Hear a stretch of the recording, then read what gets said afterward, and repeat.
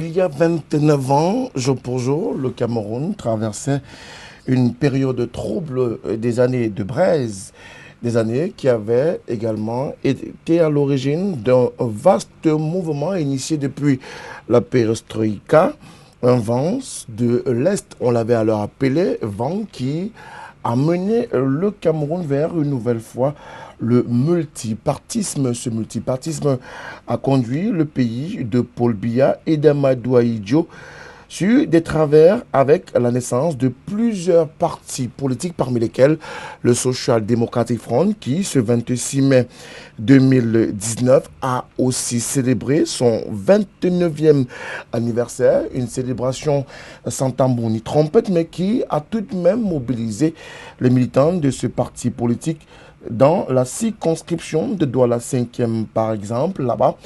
Un meeting a été organisé autour des cadres et des militants de la base de Douala 5e, grand meeting au cours duquel le premier vice-président, l'honorable Joshua aussi, a déclaré « Il est clair et évident qu'en 29 ans, on aurait pu faire un peu plus que ce qu'on fait ou qu'on a fait aujourd'hui. » Voilà l'une des déclarations issues de ce grand meeting qui a donc mobilisé les militants du Social Democratic Front, du chairman Ni John Frondi dans la circonscription de la 5e à la faveur de ce 29e anniversaire. En rappel, le SDF est né le 26 mai 1990. On était alors dans la ville de Bamenda. Quelques Camerounais ont trouvé la mort à l'issue d'une marche qui avait été organisée à cet effet. Une situation que les militants du SDF ont tenu à commémorer ce dimanche 26 mai 2019. Mais comment comprendre une célébration du SDF 29 ans après la mise en route du multipartisme? Est-il effectif dans notre pays?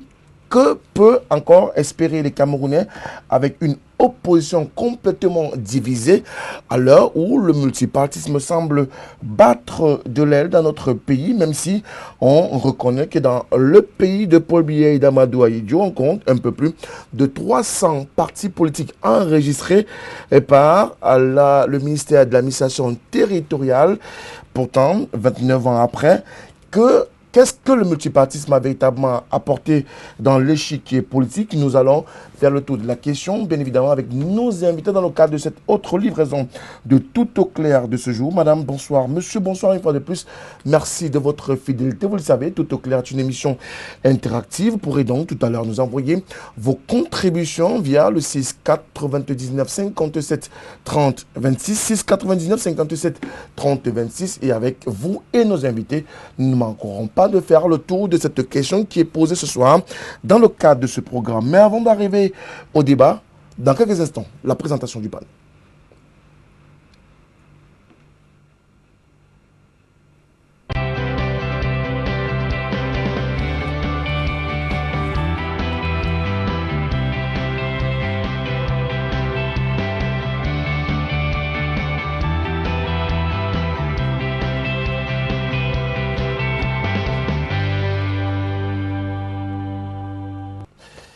Ils seront 5 dans le cadre de ce débat ce soir sur Tout au clair. 5 messieurs triés sur le volet dans le cadre de ce programme pour nous apporter des éléments de réponse. Pour la plupart, ils sont acteurs politiques du parti au pouvoir ou même de l'opposition, mais aussi observateurs de la scène politique parce que journaliste de la place camerounaise, donc historien du présent et du passé et même du futur. Et avec ces messieurs, nous allons faire le tour de la question. Et parmi nos invités ce soir, nous avons le bonheur, le plaisir de partager avec lui encore un autre plateau.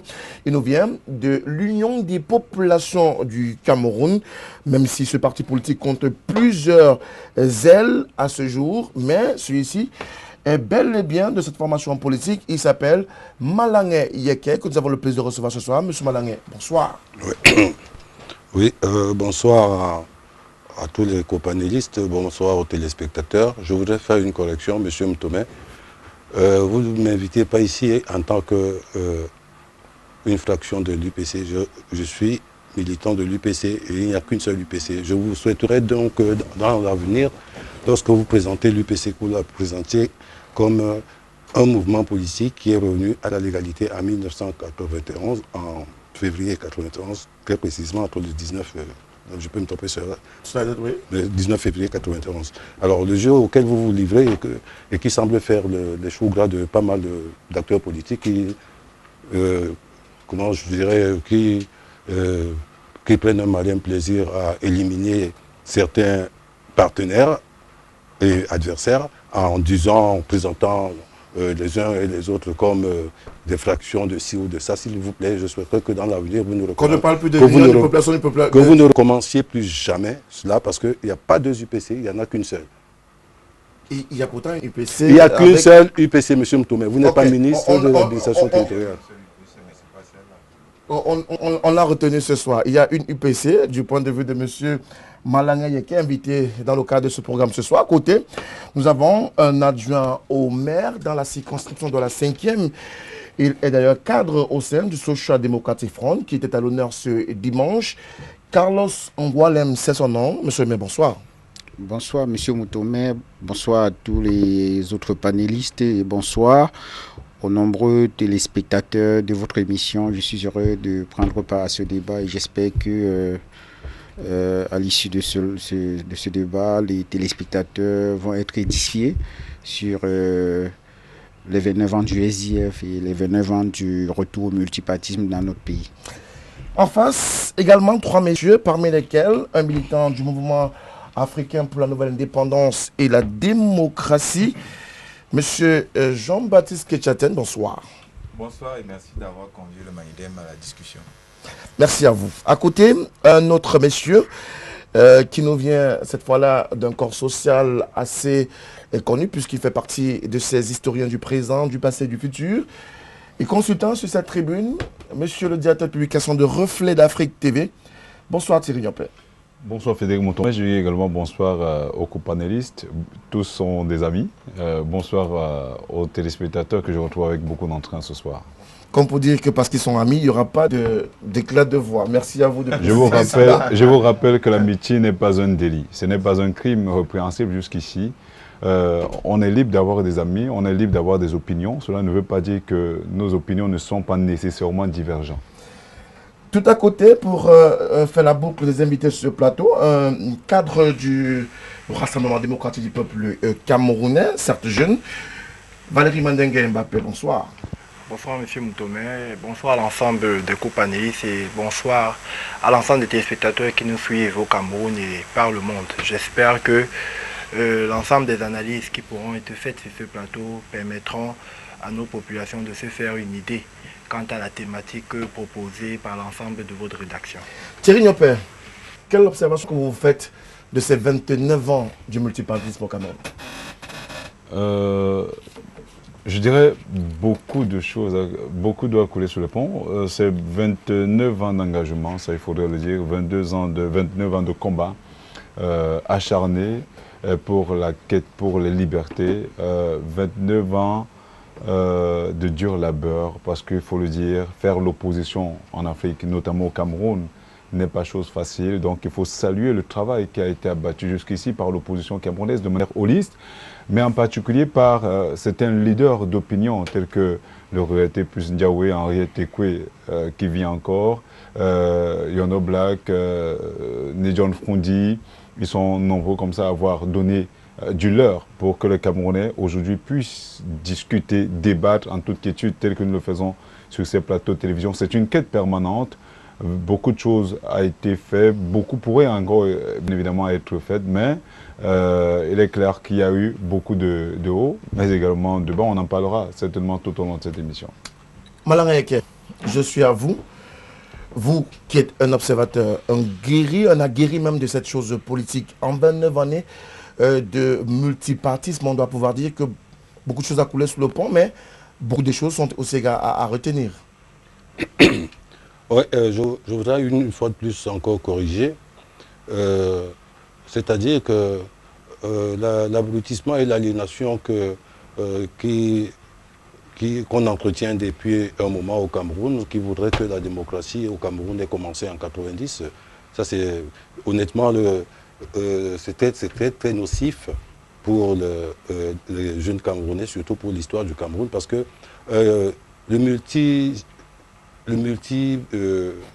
comment je peux dire ça, le multipartisme a existé au Cameroun de 1948 à 1966. Il y avait plusieurs partis, il y avait la Jekafra, il y avait, je ne vais pas citer le parti auquel il appartient parce que lui, on ne peut pas faire l'histoire du Cameroun sans. Il y avait plein de partis, Jekafra, Ezoka, le parti de M. Charles Okala, le BCD, et lui c'est de M. Aïdjo et tout ça. Donc en fait, soyons sérieux. Il faut donc recentrer les débats, dire que la deuxième phase de la démocratisation de la vie du Cameroun commence en 90. Et ça, on ne le doit pas aux acteurs camerounais. Et ça, il faudrait le dire. À aucun acteur camerounais, on ne doit ce truc. Oui. Vous savez pourquoi? Je vais développer, monsieur s'il vous plaît. Laissez-moi terminer et conclure dans mon propos parce que il faut rétablir la vérité. Nous nous souvenons tous du discours de la BOL de juin 90 à la BOL. Un discours qui a été écrit par Éric Orsona. Et où, quand Roland Dumas le résumait, il disait le vent de la liberté qui a commencé à souffler à l'Est, finira inévitablement par souffler dans le Sud. Alors, comme il ne saurait avoir de développement sans démocratie et de démocratie sans développement, il vaut mieux ouvrir. Les acteurs camerounais donc, parce que ça c'est la vérité. Si on veut parler de la vraie démocratie, on n'a pas... Oh, ça c'est des oripeaux de démocratie que nous vivons. Vous comprenez? Depuis 90, là, c'est des oripeaux, et puis ça a été obtenu au forceps, pas par des acteurs camerounais. Il faudrait le dire. Le discours de la BOL est le discours qui a, devant 37 chefs d'État africains, lors de la 16e conférence des États de l'Afrique et de la France, Mitterrand, donc, le chef tutélaire de l'Afrique, il a décidé, de façon stratégique, de donner un peu de liberté à la France-Afrique, à sa France-Afrique, parce que c'était inévitable. Bon, maintenant, si on veut rentrer dans la logique de 90, allons-y. Je voudrais juste restituer ce point de l'histoire pour que nul n'en ignore. Alors, nul ne doit ignorer ce que l'histoire nous dit, mais il y a aussi que les faits sont têtus. En 90, il y a eu ce vent de liberté qui a soufflé et qui a conduit, si on doit le dire ainsi, et on l'a rappelé à l'introduction de cette émission, à cette démocratisation de la vie politique au Cameroun. Un point de vue a été donné par Malangé Yeke, certainement vous ne le partagez pas. Non, pas du tout. Pas du tout. C'est d'autant plus surprenant qu'il a dit parler au nom de l'UPC. Parce qu'on sait que les révolutions sont le produit d'un cumul. Donc on ne peut pas dire que 90, qui a créé une mini-révolution, est le fait du discours de la BOL. C'est proprement ignorer les efforts internes des Camerounais qui se sont battus pendant des décennies, qui ont payé parfois le prix du sang, le prix de leur vie. Pourquoi on en arrive là? Ce n'est pas parce que M. Mitterrand a fait un discours que la situation a subitement changé. Pas du tout. On ne dit pas que ce discours-là n'a pas contribué d'une certaine manière à mettre la pression sur ces obligés qui étaient les gouvernements des pays francophones africains. Parce que quand vous parlez de l'Afrique, on a l'impression que c'est le Togo, le Bénin, le Cameroun et tous les pays sous influence française. Le discours de la BOL, ce n'était qu'un discours pour ceux qui étaient dans le précaré, sur lesquels M. Mitterrand et sa bande pouvaient faire des pressions. Mais vous ne pouvez pas ignorer que depuis l'instauration de la dictature camerounaise, des gens se sont battus. Pourquoi on en arrive à 90? Des gens allaient en prison sans savoir qu'un jour, nous allons retourner au multipartisme. Quel jour nous retournerons au multipartisme? Mais ils étaient prêts à faire ce sacrifice. Quand vous dites que vous représentez l'UPC, vous devriez le savoir. Nous connaissons des gens qui ont fait 20 ans en prison, comme Mandela. Nous connaissons des gens qui ont gâché leur jeunesse en prison. Nous connaissons des gens qui sont morts dans les geôles d'Aïdjo et du système néocolonial. Pourquoi on en arrive à 90? Et il ne faut pas croire que le discours de la BOL aussi est tombé du ciel. Non.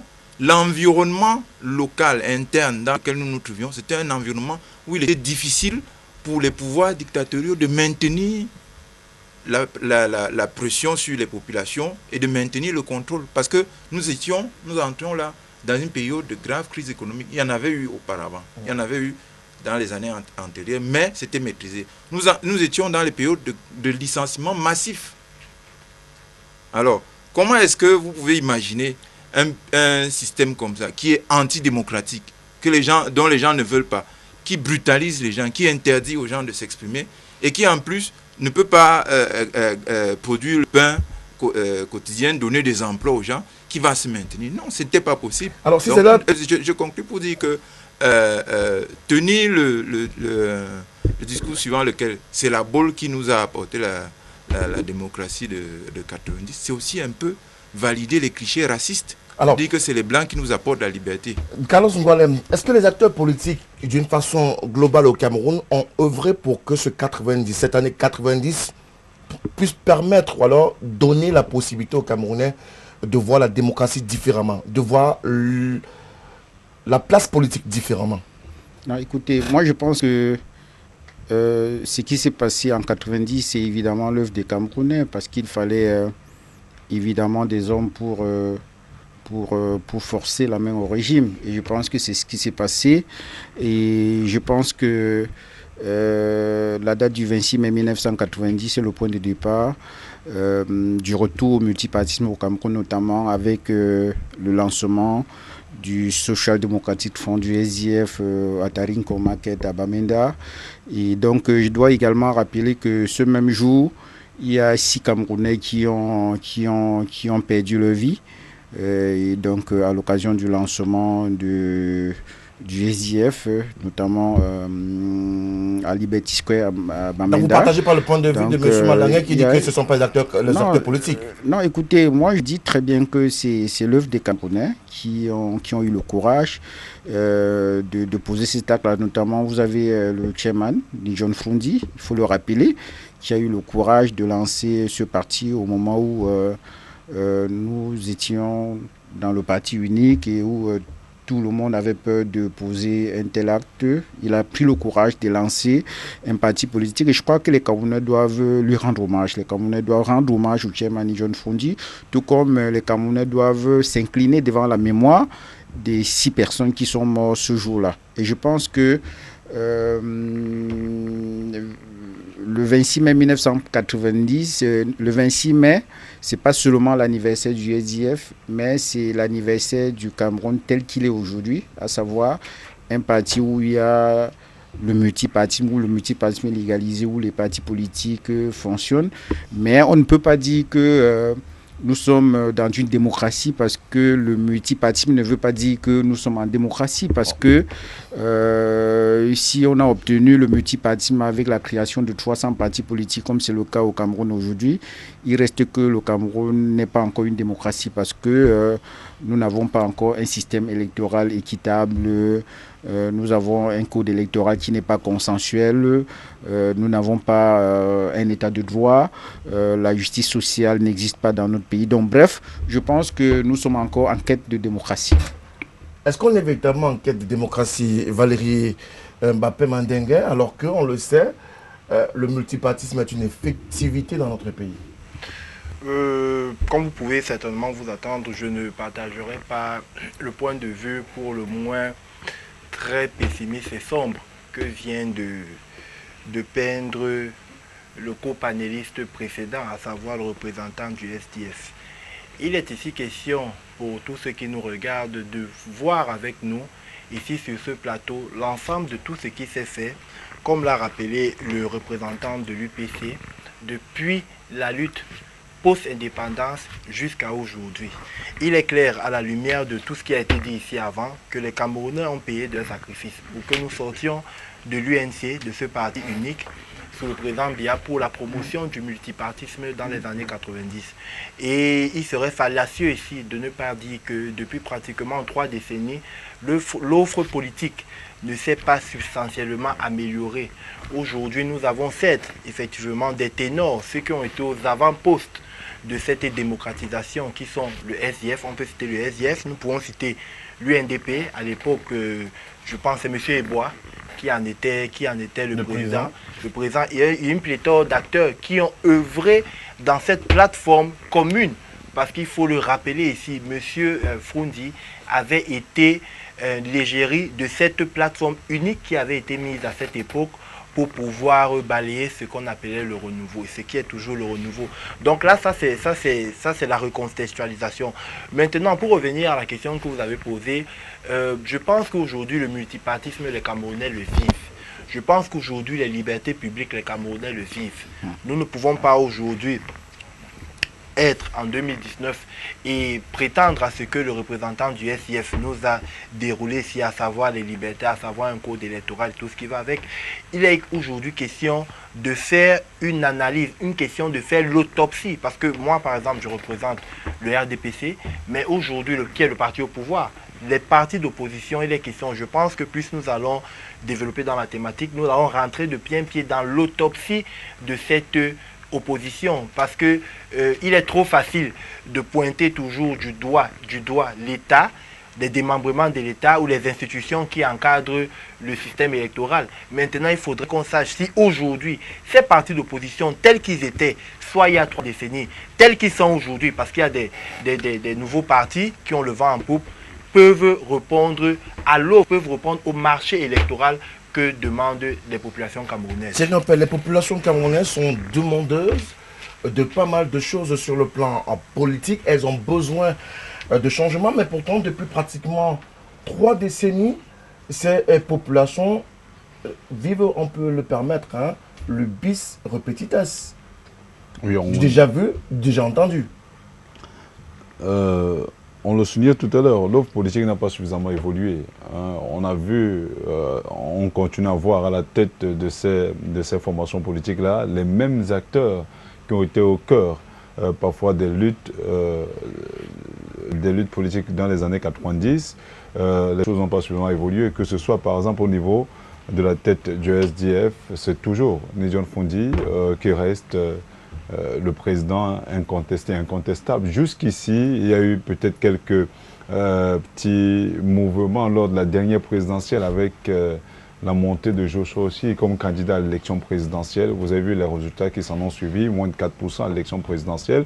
On s'est rendu compte peut-être, et c'est ce que le commun des Camerounais a pu dire au lendemain de cette élection, que Joshua aussi, au-delà de sa jeunesse, au-delà de son entre-gens, n'a pas suffisamment apporté de garantie susceptible d'amener les populations à s'allier derrière le SDF. Est-ce à croire que c'est l'offre politique qui posait problème? Quand vous regardez les autres formations politiques, que ce soit... bon, il y a eu quelques frémissements, notamment au niveau du Manidem, où la présence a quelque peu bougé, mais dans le fond, vous avez vu que le président Nissé Ekané reste quand même l'âme de cette formation politique-là. Quand vous regardez l'UDC, le président n'a pas changé depuis sa création. Quand vous regardez des formations politiques, il y en a plusieurs. Hein. Je parle même des micro-partis tels que le MEC et les autres. On a comme l'impression que l'offre politique, justement, ne semble pas évoluer. Heureusement qu'avec l'avènement des réseaux sociaux, il y a un net frémissement au niveau du landerneau politique avec l'érection de nouvelles propositions politiques. Vous avez vu Cabral Lébi, vous avez vu plusieurs autres personnes, Serge Espoir Matomba, qui quelque part est en train de grandir un tout petit peu. Donc, il est possible de faire bouger des lignes, mais l'expérience nous démontre que tous ceux qui ont apporté du leur dans la lutte des indépendances, on a parlé tout à l'heure de Nidjon Fondi, et les autres sont restés à la tête de leur formation politique et au sein du corps social. On a comme l'impression que ça ne bouge pas. Qu'est-ce qui fait que ça ne bouge pas beaucoup sur le plan de l'échiquier politique, 29 ans après ce retour au multipartisme, M. Malangé? Je vais refuser catégoriquement l'enfermement dans lequel vous voulez me confiner, parce que j'ai entendu ici quelqu'un contredire mes propos pour le plaisir de contredire. Je lui ai donné à M. Ketchatin un rendez-vous demain dans leur permanence, pour que je lui dise certaines vérités que je ne dirai pas ici sur le plateau. Mais en fait, merci d'être galant. S'il veut parler des luttes, là, rentrons donc dans les luttes. Je crois que les luttes les plus symboliques et significatives qui aient eu lieu, c'était les batailles je crois entre 87 et 88, quand M. Banini, chez lui, dans ses bureaux, Anissé Ekane et Maître Yondoblak lui ont été arrêtés parce qu'ils revendiquaient la démocratie, n'est-ce pas? C'était mais c'était dans une logique. Je voudrais dire simplement, pour résumer mon propos en quelques points, c'est que c'est les mauvais analystes qui font ce que M. Ketchatin fait. M. Ketchatin fait une sorte de... il veut créer une sorte de messianisme politique qu'on est en train de donner, on est en train de vivre les effets aujourd'hui. Bon. Alors, il y a un problème de fond. Par exemple, le 22 avril 1955, l'UPC a fait une proclamation commune qui avait 3 points. Et vous verrez le rapport. Le premier point, on était encore sur le régime de tutelle. L'UPC ayant vu que toutes ces démarches auprès de l'ONU ont été vaines et que c'était un conglomérat qui nous voulait pas. L'UPC a demandé la fin de la tutelle, a demandé un gouvernement provisoire sous contrôle de l'ONU et le plus important, une assemblée constituante. Et nous en sommes là aujourd'hui. Nous sommes parce que le Cameroun a hérité d'une constitution qui n'a pas été faite par des Camerounais et donc qui ne correspondait pas avec les aspirations. Il nous faut une constitution ancillaire. Alors, les opposants, moi je trouve regrettable que des opposants se crêpent de chignon sur des plateaux de télévision en essayant de s'étiqueter les uns les autres en dépeignant. Le véritable combat aujourd'hui, c'est lequel? Et il faudrait que le Cameroun se dote d'une constitution ancillaire, c'est-à-dire que domestique, qui respecte les valeurs du Cameroun. Aussi longtemps que nous ne serons pas arrivés à ça, parce que c'est en faisant une telle constitution qu'on aurait évacué pas mal de choses. Si on avait respecté le plan, M. Aïdjo avait commencé, il voulait dépendre du plan de l'UPC, les appliquait, et tout en coupant l'UPC. À M. Moualem, je voudrais dire que nous sortons d'une commémoration le 25, un jour avant vous, le 25 mai 1955, à Messa, il y a plus de 150 personnes qui ont été tuées à Messa. Et la lutte d'indépendance du Cameroun, si on veut prendre les chiffres, on s'avoisine autour de 800 000 morts. N'est-ce pas? Donc beaucoup on n'a pas lu. S'il vous plaît, donc, pour la mémoire de toutes ces personnes qui sont mortes, qui sont des Camerounais et pas des moindres, nous déplorons la perte de vos 6, mais 6 ne sera jamais supérieur à 150 de Messa ou à 800 000. Donc, par respect pour cela, disons que c'est un combat qui a été un combat de relais.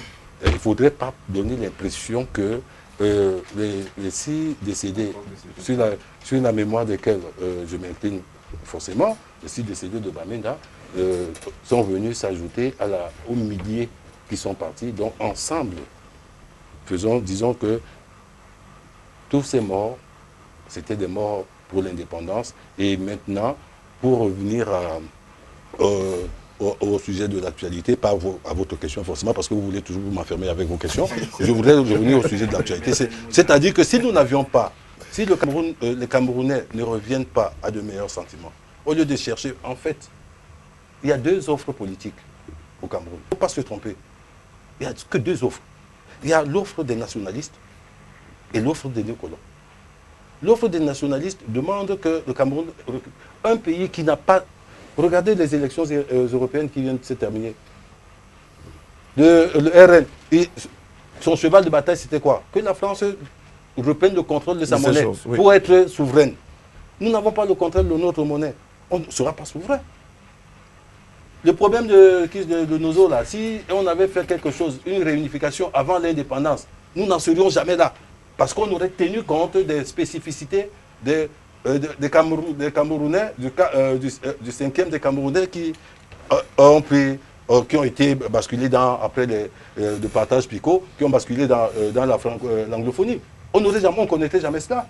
Et puis, depuis 2014, l'UPC a sorti une résolution qui demande au gouvernement d'organiser un dialogue national inclusif. Depuis 2014.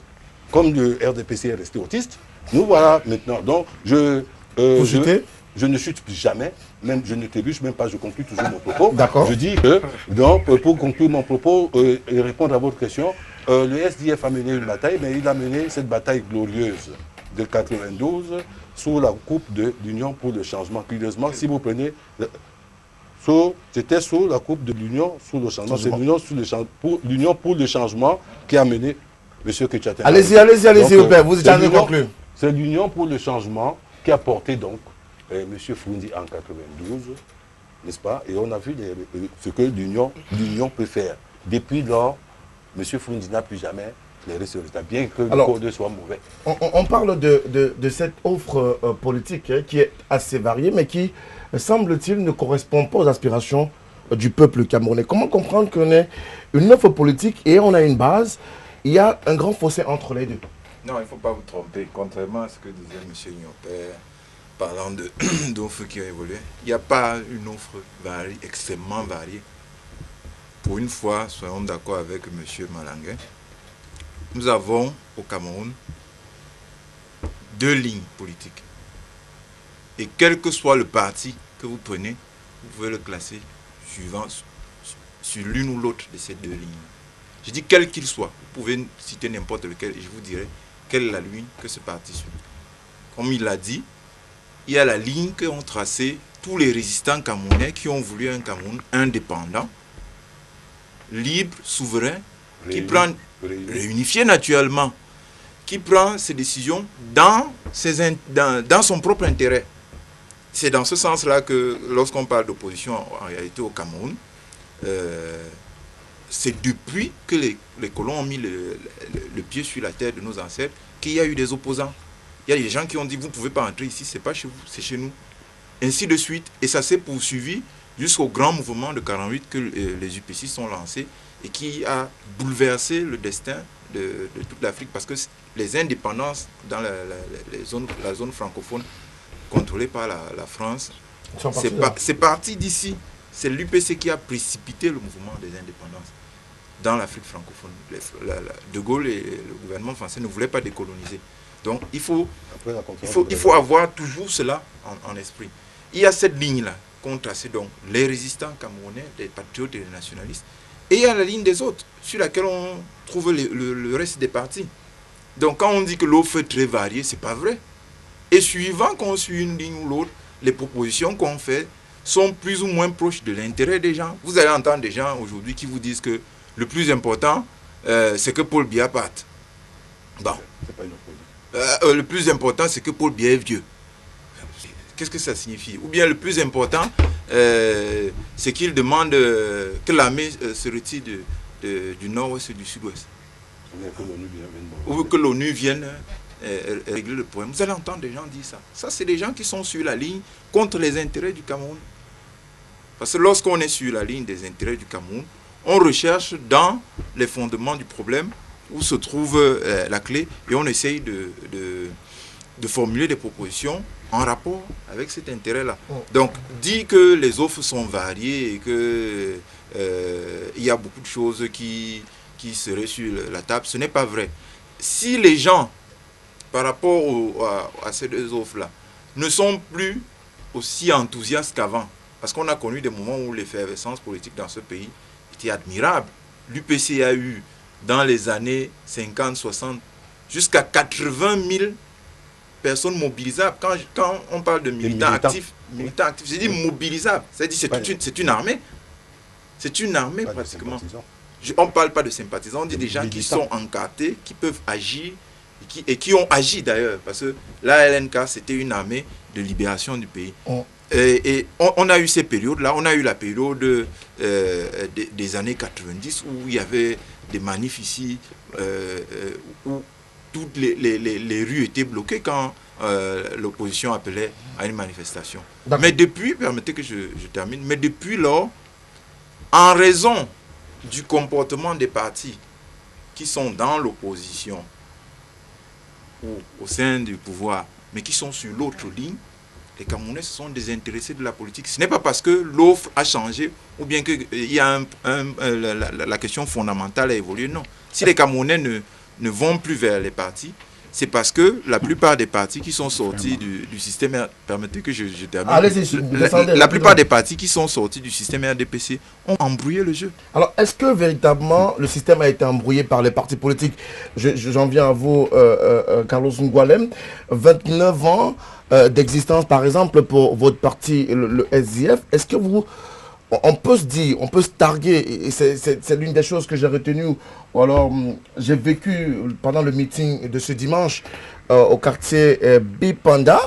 Vous avez relayé par plusieurs fois, vous êtes un parti politique historique de l'opposition au Cameroun, donc vous avez certainement pas mal de lauriers dans votre besace, mais est-ce que vous ne sentez pas cette fracture entre vous, parti politique de l'opposition, et la masse, la population?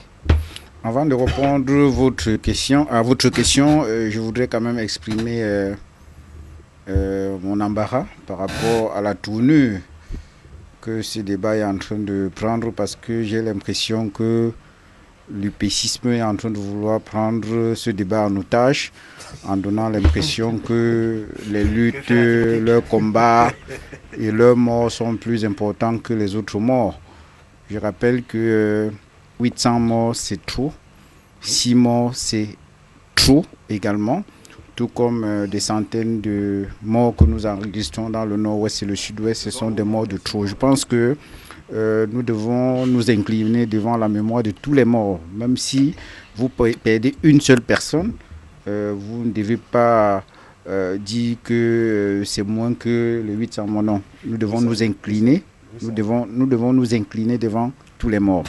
Et s'agissant de la question que vous avez posée par rapport à l'intérêt que les Camerounais portent aujourd'hui sur les partis politiques et le bilan des partis politiques après 29 ans, je dois dire que les Camerounais se sont détournés de la politique, pas parce que l'offre est faible ou bien parce qu'il n'y a pas d'offre, mais c'est tout simplement parce que les Camerounais ont été confrontés à un système électoral où ils vont voter, mais à la fin, les résultats qui sont proclamés ne reflètent pas la réalité des votes qu'ils ont exprimés. Mais c'est pas déjà entendu Carlos Gualem? Non, il faut rappeler il faut rappeler quelques faits, parce qu'il faut savoir que en 1992 déjà, le candidat de l'Union pour le changement, le chairman Nijon Frundi, avait effectivement gagné l'élection présidentielle, mais sa victoire avait été volée. Mais vous ne pouvez pas le démontrer. Mais vous ne pouvez pas le démontrer. Tous les observateurs, aussi bien nationaux qu'internationaux, la presse aussi bien nationale et internationale, avaient fait des rapports qui indiquaient clairement que le chairman John Fundi avait gagné ces élections-là. Est-ce qu'on peut faire un parallèle entre 92 et 2018 lors de la dernière présidentielle? Non, vous savez, il y a des gens qui sont allés. Il y avait des gens qui remplissaient les stades et les lieux de oui, meeting, effectivement.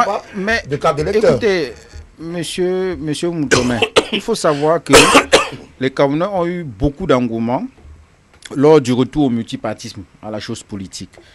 Et après, cet engouement-là a diminué parce qu'ils ont été découragés par le vol de la victoire du peuple camerounais. Par la suite, il faut savoir que le régime du renouveau a durci même. C'est-à-dire qu'en 92, déjà, on était dans un système électoral qui était contrôlé par l'administration territoriale, mais le RDPC n'avait pas encore développé toutes les techniques de fraude qui existent aujourd'hui. Parce qu'après 92, on assiste à l'implication des chefs traditionnels dans la politique, à l'implication des hommes d'affaires, où vous voyez par exemple que dans certaines chefferies traditionnelles, les bureaux de vote sont installés. Et le jour du vote, vous voyez des chefs traditionnels qui portent l'urne pour entrer dans la forêt sacrée et reviennent avec l'urne déjà remplie. Et donc, dans ces conditions-là, les Camerounais ont été découragés. Les Camerounais ont aussi été découragés par le fait qu'au sorti des bureaux des urnes, au sorti des bureaux de vote, les résultats qui sont proclamés ne reflètent pas le résultat final. Par exemple, moi j'ai le souvenir des élections municipales et législatives de 2007 à Vouri-Est, où les procès-verbaux des élections avaient été falsifiés. Je veux dire que vous sortez d'un bureau de vote et après, le résultat qui est proclamé par la commission communale et la commission départementale du vote ne reflète en rien ce qui a été. Et ces élections, effectivement, avaient été annulées. Donc, voilà les faits qui montrent qu'il y a des actes de fraude qui ont été posés par ce régime et on n'a jamais démontré que l'opposition ne fraude pas. La preuve est que le RDPC n'a jamais contesté le résultat d'une élection parce que l'opposition a gagné. Parce qu'ils savent que lorsque l'opposition gagne, c'est au forceps parce que les acteurs de la fraude, c'est eux. L'autre chose aussi, c'est que lorsque vous regardez le régime même des libertés et des manifestations publiques, vous allez remarquer que les acquis des 90, on les a tous perdus. Vous allez voir par exemple que aujourd'hui, les manifestations publiques sont pratiquement interdites. C'est vrai que hier, nous avons organisé un meeting et je vous vois nous dire que vous avez j'allais vous demander tout à l'heure, comment vous faites pour il faut savoir qu'aujourd'hui, pour faire une manifestation publique, le récépissé de déclaration de manifestation qui vous est délivré par le sous-préfet et qui est votre droit, aujourd'hui, on vous donne ça comme un don. En réalité, moi je ne veux pas entrer dans les détails, mais il faut savoir que pour obtenir ce document aujourd'hui, ce n'est pas facile. Merci à vous. C'est pas facile. L'autre chose, c'est que... Vous êtes en train de conclure. C'est pas facile. Moi, je voudrais également dire... Il y a d'autres acteurs qui doivent également parler. Non, je voudrais également dire, parlant du régime des libertés qui a beaucoup régressé au Cameroun, je voudrais rappeler également que au moment où nous sommes en train de parler sur ce plateau, il y a des Camerounais qui sont en prison, tout simplement parce qu'ils ont pris part à une marche. Je parle des militants du MSC. Ils sont en prison aujourd'hui. Donc, ça montre que le régime s'est plutôt renfermé sur lui-même. Et à partir de là, vous ne pouvez pas dire que les partis politiques ont échoué ou bien qu'ils ont un bilan négatif. La situation que nous avons aujourd'hui, c'est que le régime de dictature dans lequel nous vivons fait en sorte que les Camerounais ont même peur de prendre part à une manifestation publique. Alors, Valérie Bandenguer, le RDP semble être la cible et ce RDP, c'est qui est par ailleurs au pouvoir, à tout cas dénoncé, c'est le point de vue du représentant du Social Democratic Front présent sur ce plateau. Vous m'avez vu lors de sa prise de parole, j'esquissais quelques sourires parce que au gré des interventions, nous avons transité de façon substantielle de l'anthropologie préhistorique de notre opposition jusqu'au débat électoral actuel. Il faut le savoir, M. Moutomé, il faut le dire suffisamment aux téléspectateurs qui nous suivent. Le rôle du politique est d'apporter des solutions substantielles aux problèmes de population. À chaque génération, son combat. Les générations de 2018, bien qu'édifiées par ce qui s'est passé depuis Douala Mangabel jusqu'à aujourd'hui, ont leur combat, qui n'est pas toujours ceux des représentants ici d'une fraction ou de l'UPC. C'est vrai que le représentant de l'UPC ici ne fait que refuter cela, mais nous savons au gré de l'observation politique de ces dernières années que l'UPC est désintégré en plusieurs fractions. Je vais revenir maintenant au niveau des propos du représentant du SDF. Le représentant du SDF s'est fait ici porte-parole du mouvement de la Renaissance du Cameroun. Comme pour dire qu'il y a non, mais souffrez, vous avez eu votre temps de parole et la bienséance a voulu que vous permettez que je termine. Que des Camerounais sont arrêtés parce qu'ils ont pris part à une manifestation. Lors du dernier rassemblement, lors de la dernière compétition électorale en 2018, effectivement, nous avons eu ci et là des compatriotes, des Camerounais qui avaient émis le vœu selon lequel il y a une plateforme unique de l'opposition, parce que effectivement au niveau de la représentation, de la représentation étatique, l'ensemble des partis politiques d'opposition, même fusionnés, ne peuvent pas être représentatifs, ne pouvaient pas être représentatifs dans les 10 régions. Et vous avez dans une fraction comme ça de l'électorat qui a pensé qu'il fallait cette union. Je suis simplement surpris qu'ici, sur ce plateau, un représentant officiel du SDF vienne devant les Camerounais 7 mois après pour nous parler de toute la totalité juridique du MSC. On aurait voulu que le MSC et le SDF fassent une plateforme unique lors de cette présidentielle. Maintenant, je vais continuer. Monsieur Gualem, lorsque nous sommes invités sur des plateaux, nous devons de respecter un minimum de sérieux. envers ceux qui nous écoutent et envers ceux qui nous regardent. Mais lorsqu'on veut être sérieux, on reprend les faits tels qu'ils ont été relatés. Monsieur Moutomé, vous pouvez réguler s'il vous plaît, parce que... Allez-y, voilà. C'est vous qui avez la parole. Non, faites respecter la discipline du temps. On respecte la discipline du temps, s'il vous plaît. Ok, donc, lors des 3 dernières décennies, lorsqu'on prend un échantillon, qui est par exemple celui du SDF, nous allons d'un électorat à l'époque qui était estimé entre 40 et 45% de la population électorale, qui aujourd'hui, lors des dernières élections, se retrouve à près de 3-4%. Ça pose un problème, M. Moutomé. Ça pose un problème de la régénérescence de nos formations politiques d'opposition. Il y a un moment où les partis politiques d'opposition doivent essayer de faire eux-mêmes en interne leur brainstorming. Vous avez parlé, un copanéliste a parlé du représentant du SDF, à savoir M. Ossi. Mais ce n'est pas un secret. M. Ossi, autour de lui, n'a pas réussi à rassembler. M. Ossi, après les présidentielles, nous avons eu une réunion du NEC qui avait pour but de fustiger les camarades du parti, c'est-à-dire du SDF, qui, lors de cette présidentielle, il y a un célèbre député au niveau de Vouy-Est qui avait complètement joué le jeu d'un autre parti d'opposition qui était le MSC. Ça avait été vu aussi de tout le monde. Donc le NEC, juste après la présidentielle, et je passe le contrôle de M. Gualem, avait comme ça épinglé un certain nombre de représentants qui n'avaient pas joué le jeu. Maintenant, je continue. Oui. Lorsque j'étais un peu plus jeune, M. Moutomé, quand j'appartenais encore aux cellules de base de mon parti, il me souvient ici que dans la région, dans l'arrondissement du Foundi, vous avez pratiquement, du Vouri, vous avez pratiquement toutes les mairies qui étaient dans l'escarcelle du SDF. Entre ce temps et aujourd'hui, beaucoup doit couler sur le pont. Mais j'ose croire qu'à l'époque, nous n'avions même pas encore l'ONEL. Nous n'avons pas les camps que nous avons aujourd'hui. Mais lorsque vous avez la capacité de mobilisation, lorsque vous avez la capacité d'écoute, lorsque vous avez la capacité de pouvoir fédérer des personnes autour de votre projet, vous ne pouvez pas vous cacher derrière un code électoral. Je vais simplement chuter aussi, j'ai un temps de parole, M. Moutomé, pour dire ceci, c'est que aujourd'hui, les Camerounais, dans leur grande majorité, ne se reconnaissent plus en l'opposition camerounaise. Vous avez ici une fossilisation même des leaders de ces partis politiques. Tout à l'heure, un copanéliste parlait des représentants de ces leaders qui sont pratiquement 30 ans, qui eux-mêmes n'effectuent pas à leur sein un certain nombre de nettoyages, mais qui sont toujours promptes à donner un certain type de leçons. Je vais aller plus loin. Aujourd'hui, vous avez un embourgeoisement politique qui s'est créé, qui fait que la crédibilité même des acteurs politiques a été remise en cause. Quand vous avez un monsieur comme monsieur Ossi, que l'opinion camerounaise sait très bien qu'il est l'un des principaux prestataires à la présidence pour le marché des avions, quelle crédibilité vous voulez que les populations qui sont... Non, je vais terminer. Tout le monde a un minimum 5 minutes. Je suis à 4 minutes 10, monsieur Moutomé. Monsieur Moutomé, 4 minutes 15.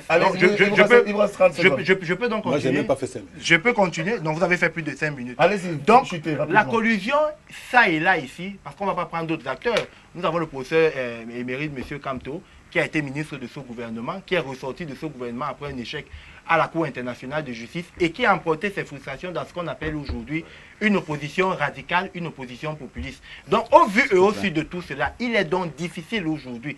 Et c'est pour ça que depuis pratiquement ces 30 ans, le RDPC a gardé la barre très haute. Et le RDPC, lors des dernières consultations, vous connaissez le score, c'est 61%, c'est à 71%. C'est assez parlant pour l'ensemble des partis d'opposition. Alors, on va prendre quelques SMS avant de revenir sur le plateau. Bonsoir, excusez. Moi, je veux savoir s'il y a un problème avec les partis politiques. Je ne sais pas. C'est M. Dengodi Bakoko. Bonsoir, le plateau. Monsieur de l'UPC veut dire quoi par là? Nous le savons tous que l'UPC est divisé et dispersé. C'est Patrick depuis Bazou, dans l'une des régions de l'ouest du Cameroun, qui nous envoie sur SMS. 29 ans de trahison du SDF et de tous les membres de l'Union pour le changement en dehors des leaders comme Jean-Michel Nietzsche, que je voudrais bien voir unir dans une nouvelle opposition plus dynamique, intelligente, intègre et déterminée au Cameroun. C'est Bruno de Yokadouma qui envoie ce SMS. Il continue en disant le manidem de M. Anissé Kané et de Jean-Baptiste Ketchaten me conforte de plus en plus qu'il est un allié du RDPC. Pour eux, le président, le dictateur, c'est toujours Aïdjo mais pas le président Paul Biya, mais alors jamais quelqu'un d'autre de son point de vue. C'est d'ailleurs M. Bruno de Yokadouma qui a envoyé ce SMS ce soir. Bonsoir. Monsieur Moutomé, le Cameroun a toujours eu le multipartisme jusqu'en 1972. Les partis se sont unifiés pour l'UNC. Et puis, ce que l'UPC a eu les députés en 1963, c'est M. Niemb qui a envoyé ce SMS. Merci pour ces informations. Bonsoir, s'il vous plaît. Avec votre opposition, 29 ans après, l'opposition ne peut pas avoir un candidat. C'est déplorable et pour la plupart, ils sont tous de grands menteurs. Monsieur Moutomé, bonsoir. Alors, le Camerounais, monsieur Bekoulé de Bali, nous dit que monsieur Moutomé ferait mieux de ne laisser parler que le militant ou le représentant du RDPC sur ce plateau et le consultant et non les autres qui sont tous dans la, permettez-moi l'expression, la flagornerie. Alors, un autre SMS, les partis politiques de l'opposition au Cameroun doivent travailler sur le terrain au lieu d'exister seulement lors des élections. Un parti politique n'attend pas seulement des échéances électorales pour se faire connaître. C'est monsieur Patrick depuis San Mélima qui nous envoie ce SMS ce soir. Alors, bonsoir, le panel, c'est monsieur Tanier. Quel résultat attendez-vous des leaders des partis politiques de l'opposition qui sont les enfants bannis du Rassemblement démocratique du peuple camerounais ou encore de l'Union nationale du Cameroun? Et puis, il nous revient en disant, bonsoir, en 1990, ce n'est pas le SDF qui gagne la présidentielle en 92, pardon. Ce n'est pas le SDF qui gagne la présidentielle, mais une coalition de plusieurs partis politiques issus de l'opposition. Bonsoir et bon courage aux opposants qui luttent, sachant que le combat est perdu d'avance. Le RDPC a fait reculer la démocratie camerounaise, même au sens du RDPC, ça ne va pas. Nos amis du RDPC ont donné la honte à d'autres personnes. Ils ne respectent pas les règles dans le jeu politique au Cameroun. Voilà quelques SMS que nous avons reçus. Nous en avons reçu d'autres, mais ils ne sont pas assez précis dans les termes qu'il faut. Précisez votre SMS en écrivant lisiblement et clairement votre pensée. Nous allons vous faire le bonheur, le plaisir de partager avec vous ce que vous avez écrit avec nos panélistes sur le plateau. Thierry Niopin. Non, écoutez, moi je pense qu'il est important qu'on revienne sur des... Vous permettez au moins que je conduise le débat? Vous permettez que je conduise le débat ou bien vous voulez le conduire? Vous savez, nous sommes dans un débat. Monsieur Gualem, permettez-moi de conduire le débat. Nous sommes dans un débat. Monsieur Gualem, permettez-moi de conduire le débat et après on viendra à vous, rassurez-vous. Non, il s'agit d'un droit de réponse. Il a donné son point de vue. Vous avez donné le vôtre, il a attendu qu'on arrive à lui. Non, c'est pas un point de vue. On arrivera à lui, on arrivera à monsieur Gualem, mais vous permettez que je conduise le débat. La possibilité de lui répondre. Vous allez lui répondre quand vous aurez le droit à la parole. Je préfère lui répondre, vous ne me donnez plus la parole. Donc si je vous donne votre temps de parole maintenant, après on va... Ok, d'accord. Il n'y a pas de problème. Mais en même temps... Si vous voyez le temps de parole, j'aurai un droit de réponse automatiquement. Non, je ne vais pas consulter un peu ping-pong. Non, parce que son temps de parole n'a pas été coupé. J'ai toujours été bien séant. Merci, monsieur Mandenge. S'il veut interférer ou bien s'il veut faire de ce plateau un ring RDPC-SIF, ça va aller dans ce sens. Sauf qu'il doit respecter la discipline de ce plateau. Pour calmer les ardeurs de tous les hommes politiques sur ce plateau, parce qu'il faut le dire, il y a beaucoup de dissonances qui sont observées sur le terrain. Et cette dissonance reflète peut-être la réalité et davantage confort des Camerounais dans cette fuite en avant vers la chose politique. Oui, cela nous démontre quand même qu'au-delà de tout ce qu'on a souligné tout à l'heure, au-delà de ce que nous appelions offre tout à l'heure, les leaders des formations politiques ne prêchent pas nécessairement par le bon exemple. Il est revenu sur certains d'entre eux qui gagnaient des marchés et je crois que c'est peut-être la raison pour laquelle le même Gualem a voulu réagir parce que justement, jusqu'à preuve de contraire, cela reste dans l'ordre des petites messes basses, des commérages et le reste, parce que jusqu'à preuve de contraire, aucun élément factuel n'a été porté à la table des débats pour démontrer que M. ou l'honorable Joshua aussi gagne des marchés à la présidence de la République pour ce qui est ne serait-ce que des avions. Cela reste dans l'ordre des commentaires. cela est possible. Et en même temps, c'est un Camerounais comme tous les autres. S'il a des entreprises qui peuvent lui permettre de souscrire ou de gagner des marchés à la présence, c'est de son droit. On ne comprend pas pourquoi il peut exister ce type de procès d'intention, parce qu'ailleurs, on en gagne. C'est tout à fait normal. Bon, maintenant, quand on regarde quand même ce qui se joue au quotidien au Cameroun, on a comme l'impression que voilà, on est à l'orée des élections municipales, législatives et peut-être sénatoriales, régionales, Oui. en attendant que le calendrier électoral soit confirmé. Je crois quand même qu'il y a des choses à dire, et à ce niveau, on devrait davantage voir les formations politiques sur l'arène politique auprès de leurs camarades, de leurs militants, parce que le rôle d'une formation politique ne se limite pas sur des plateaux de télévision.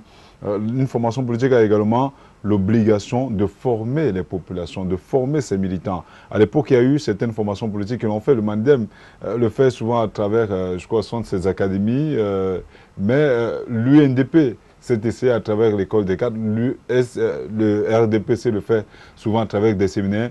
Les formations politiques doivent être permanemment sur le terrain de la mobilisation, de la sensibilisation, parce qu'une formation politique ne se limite pas sur des plateaux de télévision. Par contre, ce qu'on observe au quotidien au Cameroun, c'est qu'il y a ce sursaut, ce frémissement à l'orée des consultations électorales. Et après ces consultations électorales, beaucoup de ces formations rentrent dans les oubliettes. Il y a plus de 300 partis politiques au Cameroun.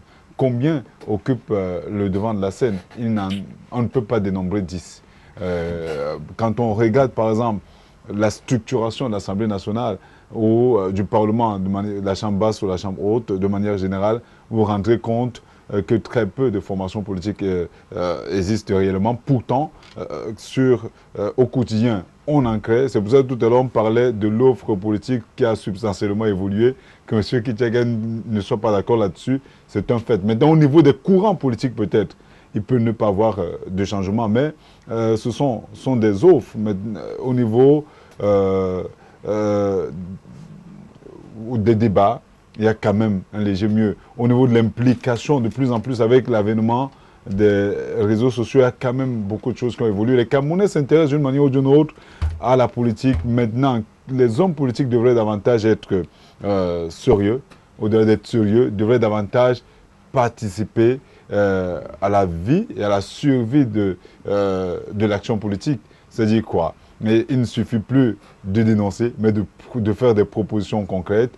Il est clair que beaucoup de choses peuvent être améliorées, notamment pour ce qui est du code électoral. Le système électoral tel qu'il est présentement pratiqué sur le terrain ne favorise pas nécessairement l'éclosion des formations politiques là, parce que vous êtes d'avis avec certainement tout le monde que le code électoral, jusqu'à preuve de contraire, continue à être que décrié, parce que les élections ne sont plus ou moins pas assez transparentes.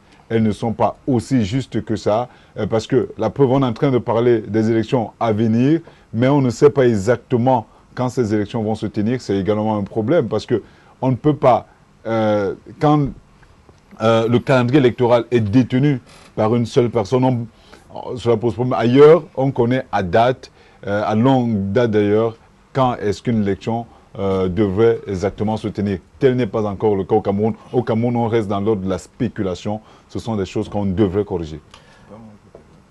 C'est M. Malanga qui a droit à la parole. Les hommes sont-ils le problème des partis politiques 29 ans après le retour à cette démocratie? Alors, ce sont les institutions qui ont été mises en place qui ne correspondent pas suffisamment à la réalité du terrain.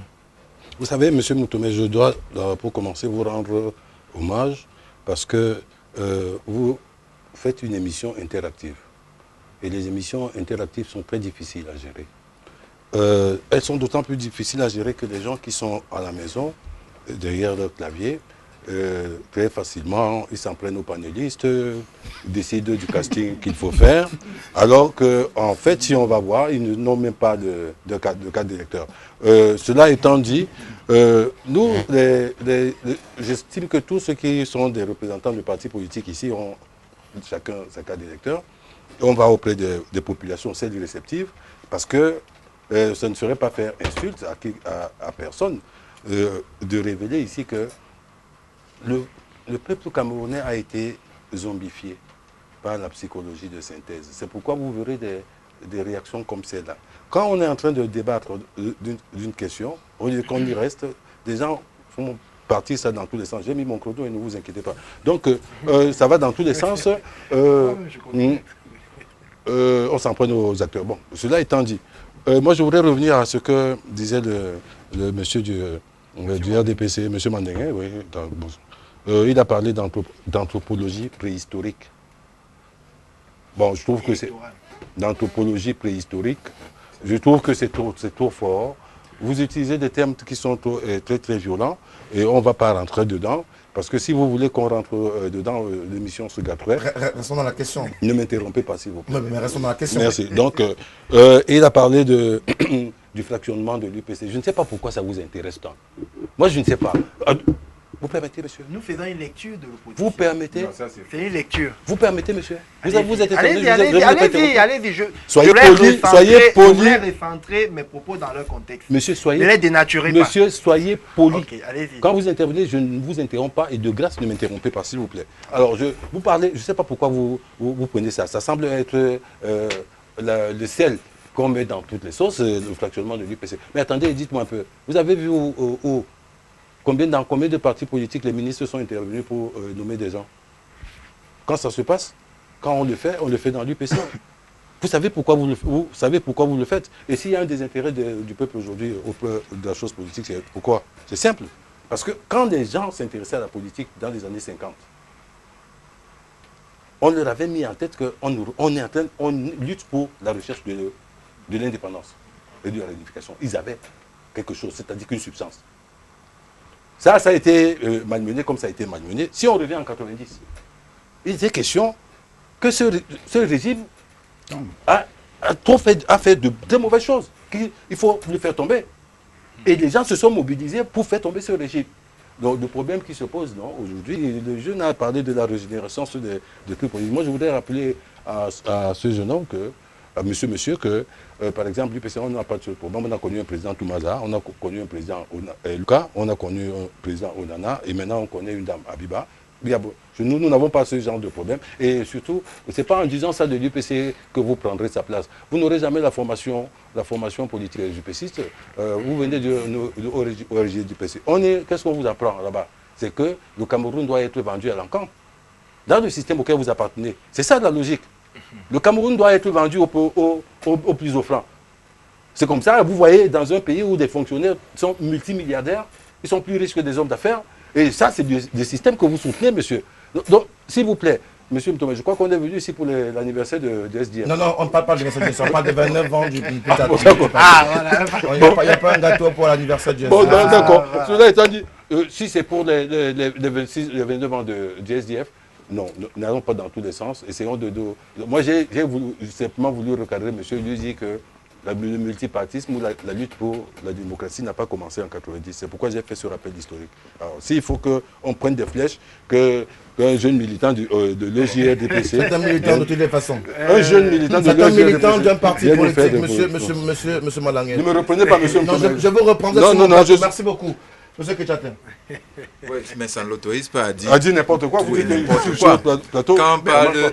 Mais c'est extraordinaire de voir quand même l'unité des partis d'opposition sur un plateau. Ça arrive quand même au Cameroun. Hein. Ça vous choque?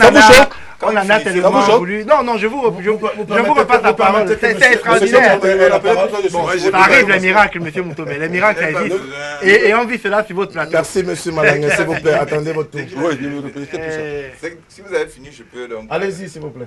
Oui. D'abord, ce n'est pas manquer simplement de connaissances, d'élégance que de parler d'anthropologie préhistorique. Donc, si vous ne connaissez pas l'histoire de votre pays, ne vous engagez pas en politique. Et parler du Cameroun en parlant de préhistoire, c'est à la limite injurieux. C'est injurieux. Mais vous avez le pouvoir, vous avez le droit d'insulter qui vous voulez. Chaque jour, on... Est-ce qu'on peut aller sur le sujet? Le sujet reste... Non, je tenais à le dire. Si les hommes constituent le problème dans l'échiquier politique au Cameroun, sur la question donc fondamentale de savoir si ce sont les hommes ou alors c'est l'offre politique qui fait que les Camerounais ne s'intéressent pas à la vie politique. C'est simple à comprendre. Tout à l'heure, on vous a parlé de 2 lignes. Et vous avez vu l'expression de ces 2 lignes-là dans le discours de M. Ngoualem comme dans le discours de M. Mandengue, qui sont, grosso modo, le même parti, parce que le SDF vient du RDPC. Il ne faut jamais l'oublier. Sinon, vous ne comprenez pas ce qui se passe au Cameroun.